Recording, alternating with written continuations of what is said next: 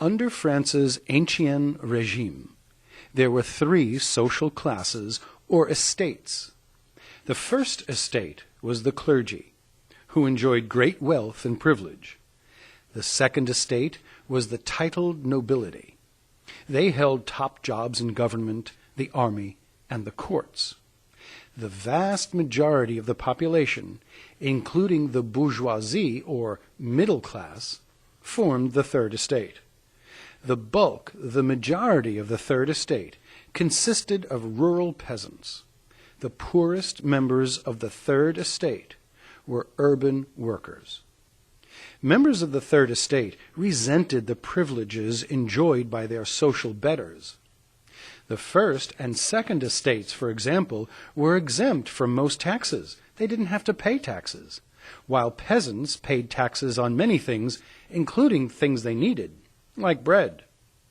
Then, Enlightenment ideas led people to question the inequalities of the old social structure. The third estate demanded that the privileged classes pay their share. Economic troubles added to the social unrest. Deficit spending had left France deeply in debt. In the 1780s, bad harvests sent food prices soaring among the classes. So the Estates General met in May 1789, and after weeks of stalemate, delegates of the Third Estate abandoned the Estates General and formed the National Assembly. Later, when they were locked out of their meeting place, the members of the new legislature took their famous tennis court oath. I wonder where they took that oath. They swore never to separate until they had established a just constitution. This is a famous date here. On July 14th, 1789, the streets of Paris buzzed with rumors that royal troops were going to occupy the city. More than 800 Parisians assembled outside the Bastille. Now, the Bastille was a prison and a storehouse of weapons for the monarch, Louis XVI. Now, the Parisians assembled outside the Bastille and demanded weaponry that was stored there.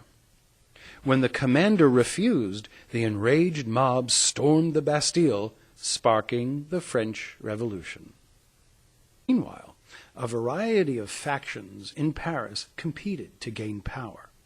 Moderates looked to the Marquis de Lafayette for leadership, and a more radical group, the Paris Commune, replaced the city's royalist government.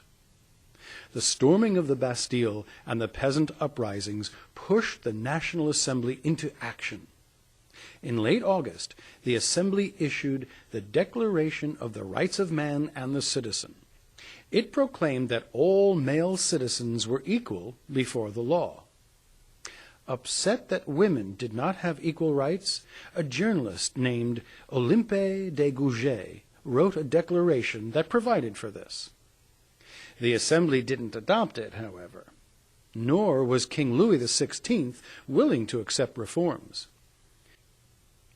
In 1793, the revolution entered a frightening and bloody phase. The war with Austria was not going well for France. Some felt the king was in league with France's enemies. Others wanted to restore the king's power. On August 10th, 1792, a mob stormed the royal palace. Radicals then took control of the assembly and called for the election of a new legislative body called the National Convention. Suffrage was to be extended to all male citizens, not just to those who owned property. You'll recall that suffrage meant the right to vote, and they now extended it to all male citizens. The convention that met in September 1792 was a more radical body than earlier assemblies. So that's important to remember. It was the National Convention that was the most radical of all the different assemblies that were created during the French Revolution. It voted to abolish the monarchy and establish the French Republic. Louis XVI and his queen Marie Antoinette were killed by the guillotine, their heads lopped off. War with other European nations and internal rebellions concerned the government. The convention created the Committee of Public Safety to deal with these issues. It had almost absolute power. A man named Jacobin Maximilien Robespierre led the committee. He was one of the chief architects of the Reign of Terror, which lasted from September 1793 to July 1794. During that time, courts conducted hasty trials for those merely suspected of resisting the revolution. Many people were the victims of false accusations. About 17,000 people were executed by the guillotine. In reaction to the terror, the revolution entered a third stage dominated by the bourgeoisie. The bourgeoisie were basically the upper middle class shop owners and some of the nobles. It moved away from the excesses of the convention, and moderates created the Constitution of 1795.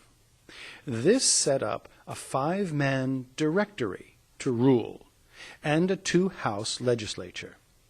However, discontent grew because of corrupt leaders. Also, war continued with Austria and Britain, and politicians planned to use a man named Napoleon Bonaparte, who was a popular military hero, to advance their goals. By 1799, the French Revolution had dramatically changed France. It had thrown away the old social order, overthrown the monarchy, and brought the church under state control. Nationalism spread throughout France. From the city of Marseille, troops marched to a rousing new song that would become the French national anthem, the Marseillaise. The final phase of the revolution is known as the Age of Napoleon.